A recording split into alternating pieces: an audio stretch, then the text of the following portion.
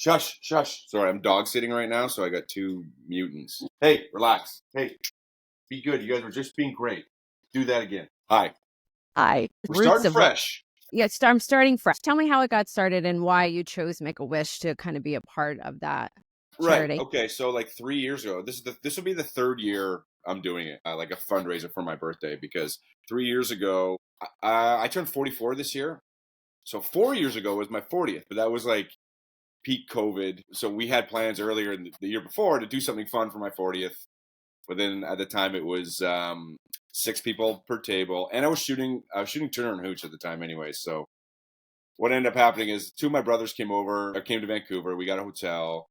The one bonus, the hotels were very cheap, so we got a nice penthouse suite for Oh, very nice. cheap. And I filmed like late Friday night, and then I had to film early Saturday morning. So we just hung out for a couple of days, and it was fine. Like, I'm not a huge birthday guy, but once COVID was kind of done, someone asked me what I want to do for my birthday. Like, not, I don't know. Like, I've kind of done everything for the birthday, so I don't really care. But if we're gonna have a party, why don't we do like a redo, like, of my 40th, because I didn't get a chance to do that. And then we'll do it at my buddy's bar in Vancouver, El Guapo. It's downtown in Yaletown. And if I'm gonna have a party, let's make it a fundraiser. And so we just kind of did it, kind of on a whim. The guy actually who dog sitting for, me and him just kind of were like, okay, we'll try it. And we sold tickets, and we got people to donate prizes and beer. We did like Super Bowl squares and all this kind of fun stuff. And I think we raised like $2,000, and it was like, huh. So we could it's a lot for, like, it's really overstimulating for me, because you don't have time to like hang out with anybody. It's like, oh, you talk to somebody for 2 minutes and like, oh, there's more people that walked in. Go over here.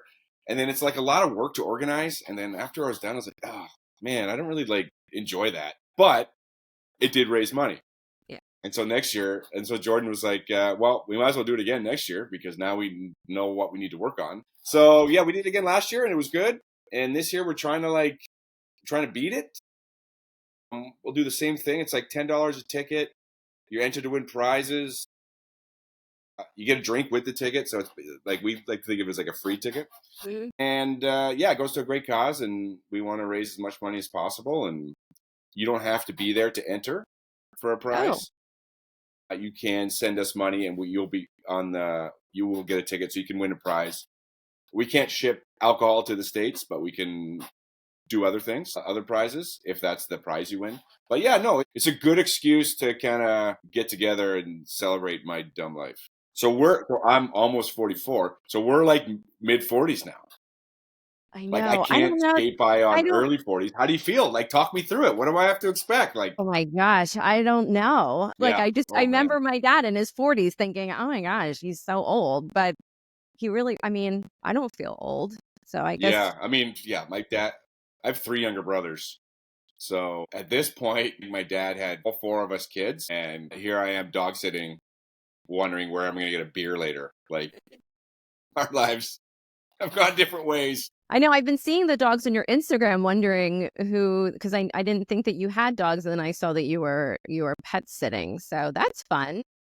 Yeah, it is. I've known these guys, well, as long as they've had them. I was the first human that, like, Raphael saw, and then Sophie, like, sleeps on top of me. So whenever they go out of town, I always take care of the dogs. I have to do it at their place because mine doesn't allow pets, unfortunately. So it's like a little mini vacation. Although they're maniacs. Yeah. They're like, well, they're pretty high energy, and Raphael's not great with other dogs, like with other male dogs. So I always have to be like on alert, because Yeah. sometimes he'll just like go at a dog, and I'm Yeah. like, come on. And Sophie just she's like 30 pounds. Where is she? Oh, I don't want to get her rev, but she, like, just, she's so dopey. She's got these a heavy head, and she just like Yeah. flops her head Yeah. into Yeah. you. And my Oh. sleeps when I take care of them are always okay, because Sophie will get up, walk around in a circle, go back next to me, and just hammer her body into mine. And so, like, I'm up, and then, like, Raphael goes, well, now's a good time to sleep between your legs. So Yeah. now I'm like this, and I try and just let it go and just fall back asleep, but I never can do it. So then I have to adjust, and I'm such a suck that I won't, like, just move them. Right. I'll try and move Yeah. so they're comfortable. So Like, they're comfortable. yeah, Yeah, no, for I'm an sure. idiot. This probably will explain why I'm single dog sitting. Anyways, is this a dating show? You put We can this make out it there? one. I mean, Yeah. it's a fresh start. So if we want to turn it into a dating show, we certainly could. Oh, you know what? Let me go back to something first before I forget, because Sure. I mean, sorry, I talk a lot and I'm all over the It's map right now. okay. That's okay. So one of the reasons why it's so cool, other than the fact that you raise money, is each day a wish kid comes to like give a speech at like half, and he tells you what his wish was, how important it was to him, and you really get a sense of where your money goes and where this is going. So that's why I don't know. That's why it's kind of an important cause to me. In the beer gardens there, they have like all the wishes they've granted. We've granted a lot of wishes, and some of the kids aren't around anymore, and so it's really sobering. And it's like, hey, if I can get people to hang out with me to give away prizes and a cheers to my birthday, and it goes to a kid who really needs to go to Disneyland or throw the first pitch at a baseball game or something like that. Like that's a really small thing I can do to help that, or like play softball and drink beer and hang out with my friends. Like Yeah. that kind of like, it's the easiest thing to do to affect somebody's life in a positive way. Yeah. To make such So a big impact for yeah, it sure. really does. And it's like, they're doing these speeches and like everyone's teared up and it's so cute. And sometimes, the kids are really shy. Sometimes they have a lot of energy. And I have all these. So at one point, they always sign a softball and you get like a little plaque. And so I bought a bunch. I mean, they first started off at $100 a ball. And I'm like, yeah, that's great. So every year I'd get one. And then I remember one year, the guy who's running it, whose last name is Hamilton, also, but he was like, all right, we got the softballs. We signed the softballs. Oh, I know Hammer wants one. And as he's throwing, he's like, we're going to do 350 a ball this year. And I'm like, wait, what? Hang on. And I caught it. I was like, oh, okay. All right. Because what am I going to do? Argue? Right. Right. Go Yeah. to charity. We saw where it's Throw it going. back. And he absolutely rookied me. He saw the mark, easiest mark. And yeah, so I mean, there's all these cool things like that. Anyway, so yeah, I think I'm done with that. I just wanted to touch like that. That's the best part of the whole weekend and the charity thing, and seeing like just all my friends come together. Or people, it's like sometimes people don't even know me, but they've heard about me or my party or the friends of a friend, and seeing them come out just to say hi, and even if it's just buying a ticket, $10, that goes Yeah. somewhere. I love it. That's great though. Is there any particular Make-A-Wish story that stands out that you've heard? One of them was like such a bummer to me, but the kid loved it. So, but I think it was COVID, but he couldn't fly because he was like really compromised. And so he was supposed to go to Disneyland. So instead of going to Disneyland, they went to the Calgary Stampede because they could drive there. And Right. and there's a lot, and he had a great time because it's like a huge carnival and all sorts of fun stuff. But in my mind, I was like, oh man, Yes. brutal. Like he's never been to Disneyland, so he probably doesn't know what he's missing. I was like, Right. oh, that sucks. Yes. That sucks. But no, you know what one sticks out? I don't know if we had anything to do with it, but Make a Wish. I remember once they made. I think it was in San Francisco. They made a kid Batman for a day. Did you ever see that? No. Oh, they had him. They got a bat suit for him. And they had a guy play Batman, and they had a Batmobile. I think they had rented from Warner Brothers, and they Wow. drove around the city, and they had guys playing like Joker, Riddler, stuff like Yeah. that. And the kid like arrested them, or like they got the kid to That's arrest him, so and he was in cool. the newspaper, and they gave the kid the key to the city and stuff. I thought that was really cute. Like That is really cute. I think he was like 7 or 8, Yeah. but like, oh man, to be Batman for a day. I mean, that's Yeah. still my dream. I'm 40. I'm almost 44. I still want to be Batman. Like, I still think that could be possible. I just need some money and to There be you better go. at stuff. And specifically, it's Make-A-Wish Canada, right? Because you are in Vancouver. Yeah, Is it's there Make a Wish there's BC Yukon. So there's like different chapters within Canada. So Make a Wish BC Yukon. Hey, relax. How long do you watch them for? Are they gone? Are your friends gone for a while? This will be 8 days. Okay. So the longest has been 10 days, and yeah, this one's 7 days, 8 days. They're back Tuesday morning. Oh, Okay. tomorrow morning. Yeah. So Yeah, tomorrow. yeah, it's fun. I mean, it's draining. One person with two dogs that are kind of high energy, but it's fun to be around animals. I had a dog for 17 years, Oh, and wow. I put him down like 4 years ago. 17 years is a long time. Long time. Yeah, he gave it a go. Eventually, the kidneys were Yeah. just like, "Nah, we're done.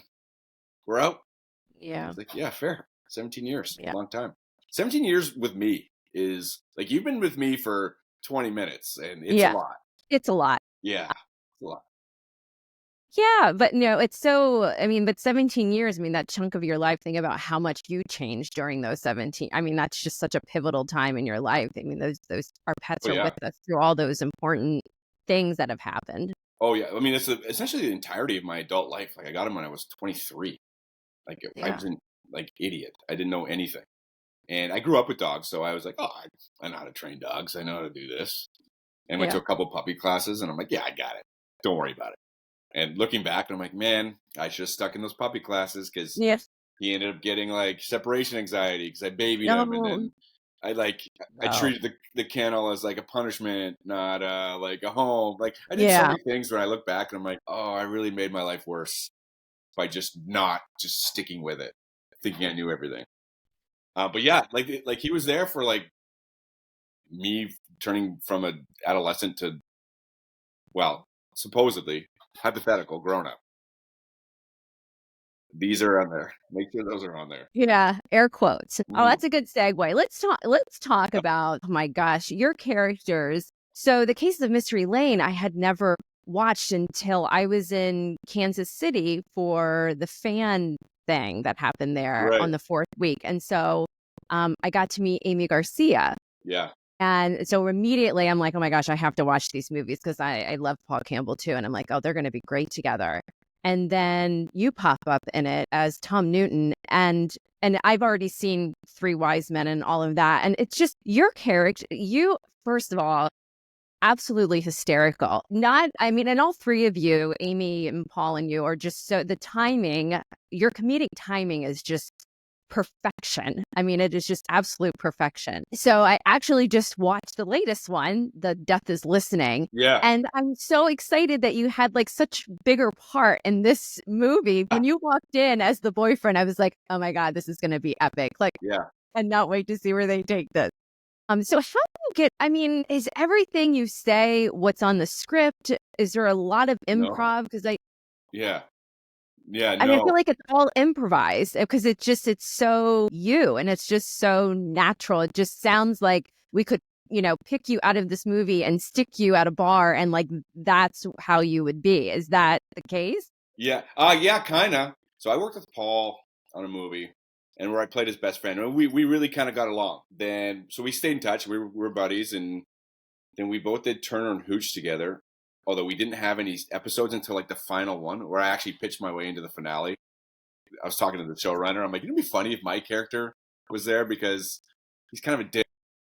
The wedding might be open bar, so he would just go for the open bar. And they're like, yeah, that is funny. So I got to work with him again there, and then so this starts to like Paul Campbell is like my personal agent arc where so while I was doing Turner and Hooch, I had stopped doing Hallmark stuff because I wanted to focus on different things and kind of get out of this. I was doing a lot of like I'm the best friend kind of stuff, which is fun, but eventually I wanted to like do something else. And then Turner and Hooch got canceled, and then I told my agent, I'm like, hey, so we should probably just like open the door to Hallmark again. And then the next day, I got an offer to be Kim Sustad's husband in a movie. And I'm like, oh, that's cool because I knew the director, Ali Liebert, and I was like, oh, okay, well maybe that's where it came from. And I met with Kim, and Kim's like, no, Paul Campbell got you this. I was hanging out with Paul, and we were chatting, and I was saying I'm having a hard time finding a husband to play my husband because he's got to be taller than me. I mean, I'm over 6'1". I'm not like tall, but I think Kim is 5'10". And he needs to be kind of this and that. And Paul's like, oh, just get Matt Hamilton to do it. And then Allie was like, oh, I know Matt. Yeah. And so that's how that happened. And so with that parlayed into Kim and Paul writing Three Wise Men and a Baby, where they wrote that role for me. Nice. We'll get to that afterwards, or maybe we will. I'm assuming we will. But Oh yeah. Oh yeah, for sure. yeah, okay. And so we did that, And then I got a call from Paul 6 months later. He goes, "Hey, so we're doing this movie. It's a comedy mystery series, and there's this cop role, and there's not much in the first one, but we want it to be bigger moving forward, and we want it to be funny. Do you want to do it? It's like 3 scenes, kind of thing." And this is kind of how my pitch for Three Wise Men happened from them. And I was like, well, first of all, I was like, well, my scenes, I had such a fun time on Three Wise Men. Then I was like, are my scenes with you? He's like, yeah. I'm like, yeah, sure. Let's go. And so I did like that first one, like you said, I'm not in the movie much. There's a couple scenes, but we get to like me and Paul always banter and improv and just kind of go. And we had a really fun time on it. And so the second one is just like poor Amy, who's like Amy's so prepared. She's so prepared. She has read the script. She's memorized the script. She knows where her beats are, what she wants to do after each line. And then me and Paul come in like two like golden retrievers, just humming around, and we're off script immediately. We're bantering about this. We're faking about this. So they're like in between. We're like, oh, it'd be funny. So if I say that, you say that right after. Yeah, and then mention like, what about and so we'll do that kind of thing. So with that movie specifically, like I had such a fun time doing it because it was a lot of that. It was just super fun, and it was a lot of because Paul's really creative and he's really smart, and that's being part of his thing. It's like he knows, like we're not just improvising or messing around just for the sake of it. It's like, okay, how can we make this scene better?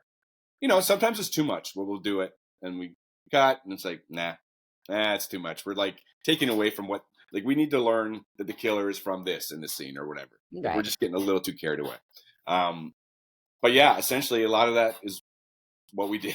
It was so fun. It was awesome. And I was dying laughing. And the thing though is Amy, just as much as she's probably prepared, I feel like she just played off you guys too. She seems to be She's super great. flexible when it comes to, She's great. What we had to do is like, just to kind of, at one point say, guys, just give me a heads up when something's happening. Let me know what we're doing here. Yeah, you're right. You're right. We should. That's definitely on us. But yeah, and I thought the movie was really funny. There's some stuff we're trying to pitch for an extended cut because I know Three Wise Men does that, and because there's some really funny stuff that they cut out. Like I know the interrogation scene when I'm like dealing with the weirdos, and I'm like, what? So we bring them in, and there's this really funny bit where we're going through each person, and they're saying something, and it's like, I don't get it. I'll just do the hey, and it cuts to us at like that mirror, and we're all like, it's like, what does that mean? Say it again, and then me and Paul will like da da da da da da, and she's like, hey guys, focus. It's like, right, okay. And so there's a lot of that, and that whole bit was cut. That doesn't really forward the plot that much. If we had it, that would be in no doubt. If there wasn't an issue, it had to be 125 minutes or whatever. But that's too bad. When that was cut, I was like, oh, what a bummer. That stuff was really funny. That whole that was in there was super funny. You're like, I just don't get it. Yeah, this like nerd language. I don't understand it. When Paul, actually had to leave the room when he was doing the Peter Benson stuff, and then the guy doing the. Are you talking about time dilation? And he does the, and I couldn't stop. I couldn't stop laughing, and it was on his coverage. And then Paul looked at me, and the moment Paul sees me laughing, he's done. Yeah. And so he was like, Matt's got to go. I can't do Matt. You got to go. And I'm like, yeah, fair. I got to go. Like there were scenes where I rip his mustache off, I come up and immediately the moment we see each other, it's just we laugh because we're both stupid like that. So it's like, okay, Paul's like, on my coverage, Matt, you please close your eyes. Just don't look at me. Just don't even look at me. And I'm gonna look at your forehead. Okay. And then there'll be times where like I'm looking past him, like over here. Right. Like, you're not looking at me in the eyes. I'm like, no, I'm not. I want to stay in this because he's so funny.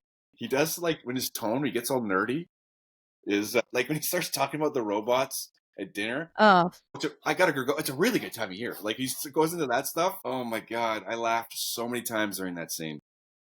I really thought that one was very funny and a really fun kind of mystery thing. Yeah. Yeah. We're going to talk about fan stuff too, because I feel like you are hysterical and you need to be at Christmas Con and on the cruise. I went on the cruise this year Oh Was yeah, so much fun. tried to get on one of the things. The Was problem is, so it the company that does the Christmas con, that's for entertainment or whatever. yes. I had reached out to them on my previous Instagram, and where I had more of a following and was verified and all that fun stuff. But now I have a new one, and so I was trying to like, and my new one, I have like whatever 1,200 followers, 1,100 followers. So it's like, why are we bringing this guy? I'm like, no, Right. I swear, like, there's more to me. I You're have like, I more used to things. have a blue check mark and everything. But I was trying to like see if I could get on just with Paul and either the Wise Men guys Yeah. or with Kim or whoever. But I didn't hear back from anybody. Like I couldn't get a hold of anybody. Probably because I went into their like spam folder or whatever it is. And I sent them like a general email, but I did try. I think I messaged somebody on like head of one of the heads of Hallmark. I mean, hey, if you need anyone, an extra body, if you need an idiot at the Kansas City thing, let me know because I'm an And that idiot. was You know? fun too. That was a lot of fun. I think it did well for them. I know they're doing it next year. So I guess So invite me next year. Hey it guys, went well. Yeah. invite So me. we have to make sure that you get there because the panels are fun and they do like reindeer games and I mean the festive feud they were playing and I think we as fans like it because all of that stuff is improv and it's just so fun to watch. I mean, I, I would like to do that next year. The Hallmark. Hey, I'm putting that out there. Hallmark cruise next year or Yeah. this year. Let's talk about Mark Leclerc a little. Mark Leclerc. I mean, I know, but it's like perfect. Like it's so perfect for that character. How, now how did Paul pitch this to you? Because I know Yeah, you said he wrote this specifically for you, yeah. Him this and role. Kim. Yeah, Paul pitched it to me, and I had just come off. I was shooting a movie in Kelowna, Canada, which is like mini Napa Valley, wine, golf, lake country, and I was the lead of it. It was this. It was like a Hallmark knockoff. So it's like one of those ones where I'm in every day. I'm in almost every scene, and every day's long, and it's a grind. And I got back, and Paul's like, "Hey, I want you to read something. We got this role for you. It's not big. It's like 5 seats, but it's really funny, and we wrote it for you. So take a look. And if you don't want to do it, obviously I get it. You're doing bigger stuff. Cool." And I read it, and it was so fun and funny because that was the first time like Hallmark really leaned into comedy. Because I've been a part of so many movies where we'll improv, or we'll change scenes and make it funnier, and it always gets cut because they just don't want to do comedy. But Yeah. this one, Paul's like, no, they promised us we're doing comedy. They promised us, so that's what we're doing. And so I had such a fun experience on that because I'd come from a movie where I was drained and exhausted. But I get to come into this one where I'm in 2 scenes in one day, and then I go, and every scene I come in like a 14 out of 10, like lunatic stuff. I get to change, you know, the dialogue, get to improv, and having Paul there, and Kim was there for both movies some of the times, and just having them. So it's like I can bounce ideas off them because it's their movie. It's like, hey, what about this line? What about that line? What about this line? And it was so fun. And there was one that got cut, which Tyler was like, doesn't make sense because our characters. So have you seen the new one? Hmm. So when I'm like on the stage, like preaching about all this stuff, and they're like, well, what about Chris? I'm like, guys, relax. And I remember I say, and the kids, they're going to remember this for the rest of their lives, probably in a good way. And I walk away, and Paul's like, wait, what do you mean probably? And then Tyler was like, listen, we wouldn't put our kids, if there's a probably, we wouldn't let that happen. I'm like, yeah, Right. you're right, but it's funny. But Yeah. I always go funny, but Tyler's like watching him break down a scene, and it's really interesting because he's like, what are the reasons behind it? What are the mechanics behind it? Why is this happening? How does it affect our characters? And I'm just like, I just thought it was a stupid thing to say. That's funny. Right. I don't know. I thought zero You didn't about it. break it down at all Yeah. and, theorize about it at all. It just But did. yeah, no, but he like that's one thing he's really good at, which I don't even know if it's something I need to get better at, but he's got a brand. Like he's a brand, right? So he like knows exactly what he should be doing for this movie, what the movie should be doing kind of for him, and how everything should work for all the characters. Like he's really, really cerebral with it, and it was really impressive. Yeah. But yeah, going back to the Mark Leclerc thing, yeah, it was just that the first scene I shot. If you watch the movie, the first one, the first thing I shot was the last scene of the movie, right? We all come to the house. And if you'll notice, Okay. I'm not like that much of a lunatic because I didn't think I was going to be able to do all that stuff with the character. I just assumed I wouldn't be able to. And so I'm pretty reserved in that thing. And it's kind of like not really in the character that I created afterwards. Right. So it's kind of funny. I Right. mean, it's just a quick scene where I'm like, not bad. And I don't have like a bombastic entrance. I don't have a stupid line. I don't have anything when I walk in there. But if you watch the movie, like that's all I do the whole time. Yeah. But oh man, it was so much fun. And then, yeah. And then Paul's like, yeah, we got the sequel again. Like, oh man, so much fun. I had so many I would love to see like an outtakes or something like that. Like there's one, I had the line about black market penguins that I just threw in there. And they love that. Are they okay with black market penguins? Yeah. And I love when somebody tried to, I think it was Paul maybe, or maybe it was Andrew, and Tyler puts his hand up to his mouth and he's like, just let him go. Yeah, he's cooking. He's cooking. But no, it was super fun, super funny, and like everyone on that show was so awesome. Yeah. Andrew, like I'd never worked with Andrew before. I'd never worked with Tyler before. I've worked with Paul too many times. But it was, oh, man, it's a blast. Like talk about like, that's like one of those actor dream things where ideally like the way the actor thing works, you want to work your way up. So you're top of the call sheet. That's the kind of goal, right? Right. And I've been the top, not for Hallmark, but for other things. And that's cool. I mean, financially, it's a lot cooler. Right. But one thing I want to do is, I mean, I know this is an insane example, but my manager asked once, she was like, what kind of dream career do you have? This is an extreme example, but John Hamm has the ability to be a lead in movies, but he pops into like other interesting things and smaller roles all the time. And that's really fun for me. And I love working with my friends. So if I have a friend doing a thing and it's like, yeah, there's a couple scenes, I'm like, sure. Yeah. If it's fun, if it's interesting, yeah, let's do it. Like, I don't have to be the X on the call sheet. I don't need to get paid X amount. I mean, you can pay me more if you want. But yeah, it's just, that's fun. Like you're creating, like it's work, right? You're working. And so working with your friends is really fun. And I recommend it, especially when they're as talented and creative as, mine have turned out to be. So I want to keep doing that. I'm going to tell you my favorite scene in the new one was when they were all sitting in the car and you walked up and knocked on the window. Is talking about while you guys were in there talking about your feelings. It was so good. I had a joke they cut. I brought the penguin line back where I was like, hey, you owe Pastor Roy some capital G gratitude. You owe me some capital C cash because I'm out of pocket for those penguins. They're cut up at the border. Just make sure you have an alibi. And then I walk away and they're like, what? Wait, what? And it's like, oh, that's really funny. Do you want to be a lead man in a Hallmark movie? Like, is that? Yeah, I do. Just for like, I want to do it for like the challenge of doing it and the money.